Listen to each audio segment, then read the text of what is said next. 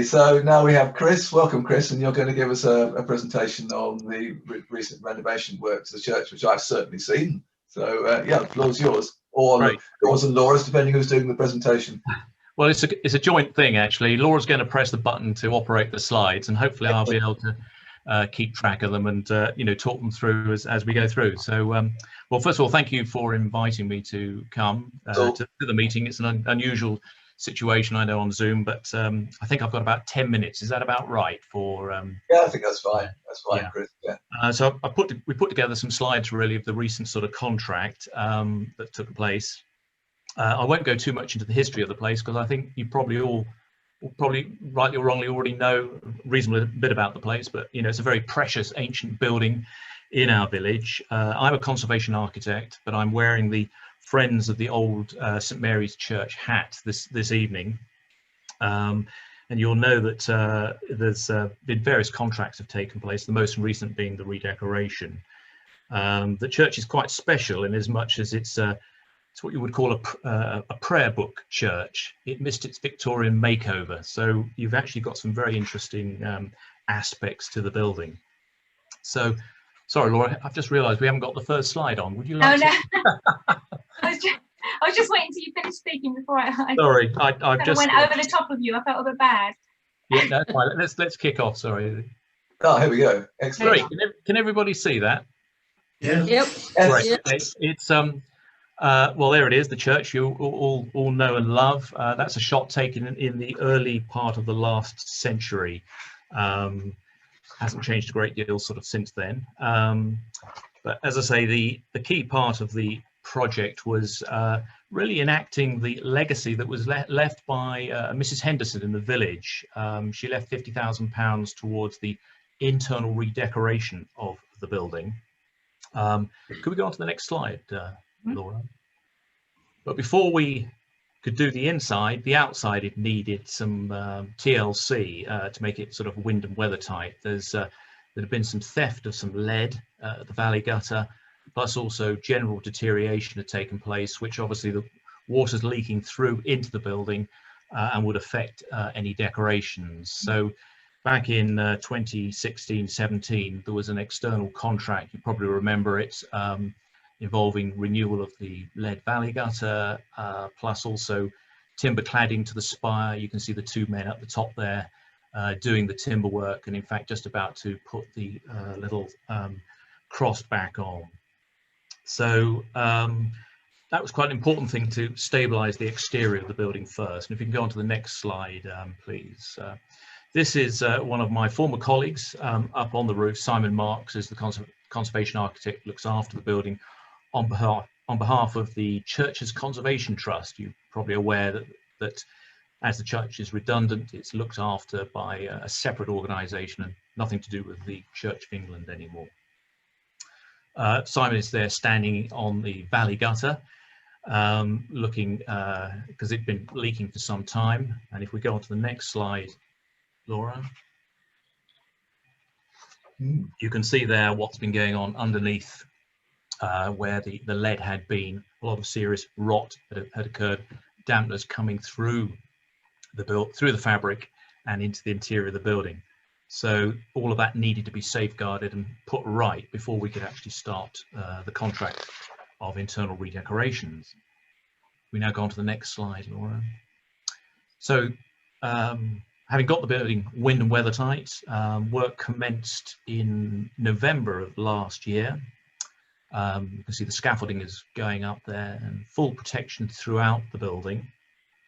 Bakers of Danbury were appointed. Again, I don't know whether you're familiar with them, but they are one of the leading conservation contractors, not just in this part of the world, but across the whole country, actually. They really do know their stuff. So it was good to have them on board to carry out the work, which, as I say, started in late November. And if we then move on to the next slide, we start getting into the nitty-gritties, because clearly one of the key things is you start discovering all sorts of aspects of the building that aren't quite right. Although there was a very thorough specification and schedule of works put together, on a building like this, you're never quite sure what you're going to find, even though it's just a redecoration job. You've got to understand what you're going to be painting, repairs that are involved, stabilization, that sort of thing. So what you've got here is, you can see the scaffolding that's gone up in the chancel. Make a note of the pink paint there, which is very sort of curious to see, which was painted throughout the chancel. And if we go on to the next slide, Laura. This is a shot taken of the top of the east window, the east end of the chancel, that is, and you can see the contractor's well underway here. Joints, plaster work is being raked out, stabilization, is taking place.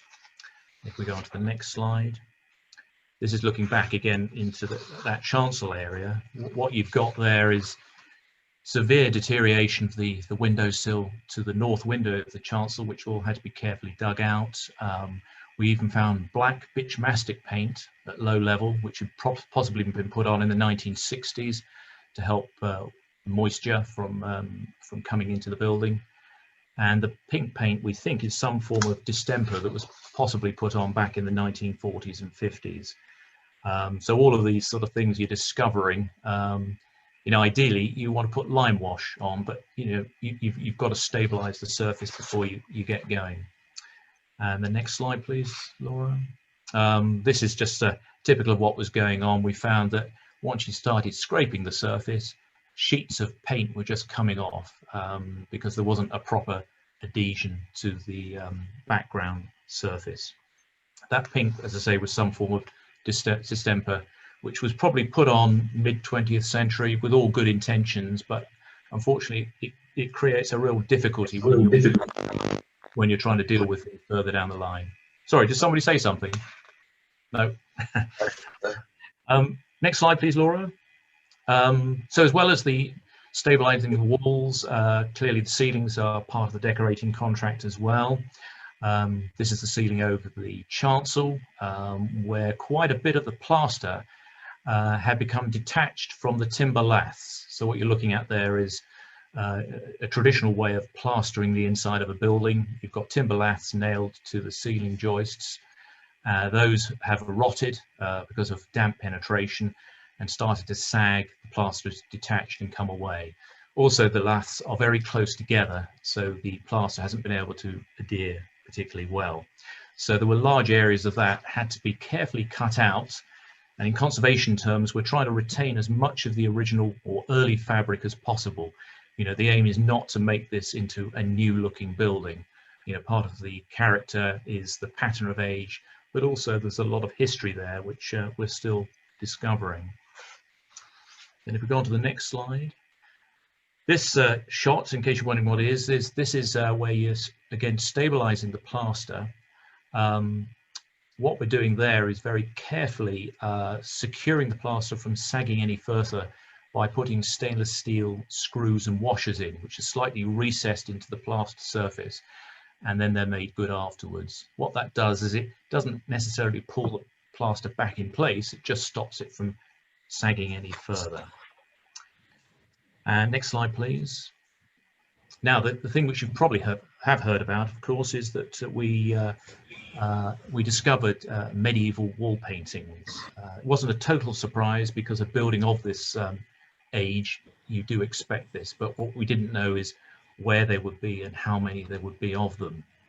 So the slide you're looking at there is, you can just see fragments of medieval wall painting underneath the paint finish that's there at the moment. And the next couple of slides further on will put that into context. So on the left, you can see that sort of yellow with the two black lines. We believe that's possibly part of a figure, which is still hidden by the paintwork. And on the right, that is a sort of decorative motif, which might have gone round some sort of panel that's painted onto the wall. And then the next slide, please, Laura. This is probably the highlight. Again, I don't know whether you visited the church, but above the south door, so that's the main door that you come in, above your head, the image of, we think it's a woman's head, can be seen. As you can see, it's extremely faint, it's very fragile. And what we're hoping as part of the conservation contract is that this will be left exposed, so visitors to the church will be able to look up and see it. But the conservation aspect has yet to be undertaken at the project, because the funds were not enough to cover that. So we're slightly cap in hand at the moment to try and find more funds to carry out this very sensitive piece of work that needs to sort of take place next. So if we go on to the next slide. Now, I've put this one in just as an interest. This is a church over in the West Country, and gives you an idea of what wall paintings could look like, but at the moment are obscured by the paint. Now, I'm not saying they're definitely going to be like this at West Burgle, but that gives you an idea of the sort of thing that was going on at roughly the sort of same time. As I say, this is over in the West Country somewhere, where the firm that was doing the conservation work at our church had done this. This was a project they did about a year or two ago, where the painting was uncovered, and then conservation took place to stabilize what had been found. And then if we go on to the next slide, please, Laura. So coming back into context here, what we've got on the left is our church, West Burgolt, and on the right is an image of the West Country church I've just mentioned. But to give you an idea of what we're looking at, you can see there's a row of coat hooks on the West Burgolt shot on the left. Now, we think all the plaster that's above those coat hooks may well contain wall paintings, possibly similar to what's on the right-hand side.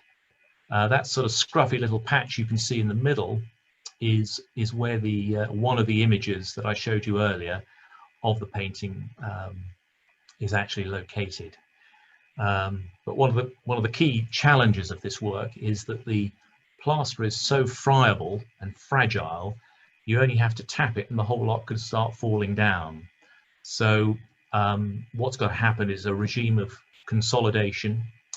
What will probably happen for this particular section is that the wall will just be consolidated and unlikely to expose all the paintings because of the sheer cost for doing that. I mean, just to give you an idea, you can see the 3 paint samples underneath the row of hooks. If you were conserving that area of plaster with paintings on, you're looking at about £5,000 just for that one small area if you were to uncover the medieval paintings. So, you know, unfortunately, as you know, we're still waiting for technology to move on. A lot of what's there will remain hidden for the foreseeable future, except for the woman's head that I mentioned earlier on, which we are hoping that will be, you know, revealed and will be an added attraction for when people visit the church and actually see this work. If we just go on to the next slide, please, Laura. This is that same wall again, just gives you a little bit of the geography of the layout. You can see it's on the south wall of the south aisle. So if, as and when you, the church at the moment it's not yet open, but when you do go, please have a look at that and you'll see what looks like a scruffy wall. But if you remember what I've just shown you, hidden underneath that are these wonderful paintings. As I say, the full extent we don't actually know at the moment, but just the conservation of that upper section of wall, we're looking to find another £8,000 to £10,000 for that, you know, to take place, which is putting other bits of work on the sort of back burner at the moment. And then I think we go on to the final slide, please, Laura. And that's a view looking down the nave towards the chancel of the finished redecoration that's taken place. It's very subtle. Some of you may think, well, what's the difference? But when you go there and have a look around, it looks a lot fresher. And as I say, a lot of the staining on the ceiling, etc., has now, you know, been taken away. And what we're hoping is that we'll get people back in there who can put some money into the little pot, the box by the door, because we have got 1 or 2 other projects further down the line. One in particular is we'd like to get a WC installed in some shape or form in the ground so that when events do take place, they can last longer than, say, 1.5 hours, 2 hours, which they do at the moment. and also will help when it comes to things like weddings. So that is a very quick sort of run through of where we are with the work that's just recently taken place. And despite the virus, which obviously did hold things up for a good 3 or 4 months, the contract is completed, and we're hopefully sorting the final account out with Bakers of Danbury at the moment.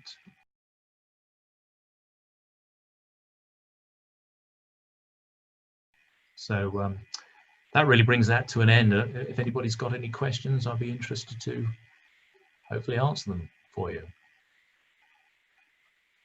Yeah, I think Phil was first up. What age is the woman's head? Can you tell from the style of her? Sorry, what? Say it again. What era was the woman's head painted? We think probably we've been sort of Puritan times, so we're probably 15th, 16th century, that sort of thing. I mean, we haven't had the precise dating of it yet because the conservator hasn't been able to get right up close to it. But we want to try and bring as much of information into the issue as much as possible, because I think that will give a great deal more interest to the village, because it is quite a unique situation we've got there.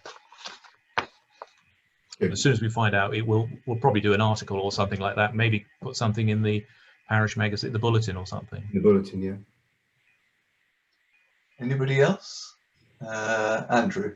Yeah, the in the valley gutter where you were getting water leakage and damage, were you having to replace timbers, or were you just reinforcing, as it were, what was there? Well, that's a very interesting point, Andrew. I mean, conservation, as you will know, it's very much retention of as much as possible as the original fabric, because once you've chopped out an old timber and you've got rid of it, you've lost it forever. So in the forefront, we try to maintain as much of what's there already.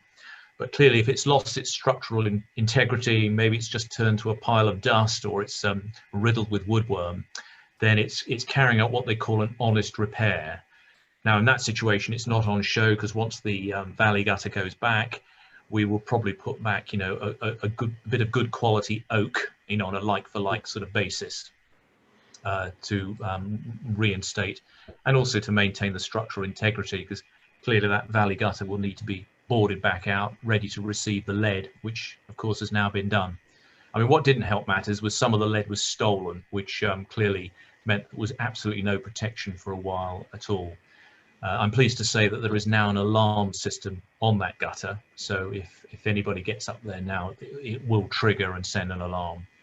There's a lot of advice on that front that's issued by not just the diocese and the church, but also various historic building groups, SBAB, that sort of thing. So, but it all costs money, and clearly it needs to be monitored. So Right. hopefully that answers your question, Andrew. It does indeed. Thanks so much. I've got one, but I've got a question for you, Chris. Does anybody else have one before I ask? Yeah. Sorry, David. Yeah. What's happened to the organ? Was that part of the deal, or is that as it was? So the organ has not been touched. It was carefully protected during the works. That's always the case. And again, with a firm like Bakers of Danbury, they are familiar with how you protect those, because they're quite delicate things, not just from a humidity point of view, but the dust.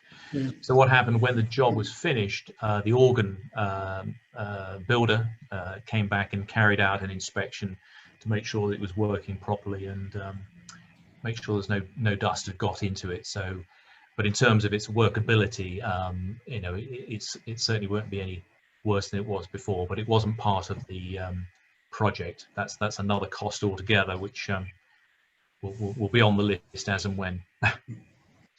Okay, thank you.